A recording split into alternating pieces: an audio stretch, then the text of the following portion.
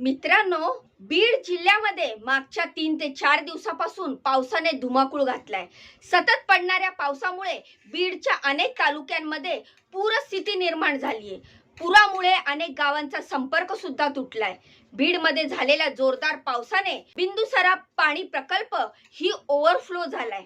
मागच्या अनेक दिवसापासून सुरू झालेल्या अतिवृष्टीमुळे बीड जिल्ह्यातल्या सगळ्या शाळा आणि कॉलेजला मंगळवारी प्रशासनाकडून सुट्टी जाहीर करण्यात आली आहे।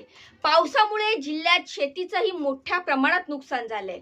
आष्टी तालुक्यात तर पुरामुळे पाण्यात अडकलेल्या नागरिकांची सुटका करण्यासाठी सैन्य दलाच्या हेलिकॉप्टरची मदत घेण्यात आली।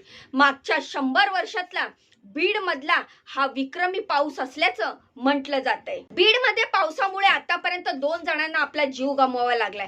सध्या प्रशासनाकडून रेस्क्यू ऑपरेशन आणि मदत कार्य सुरू आहे।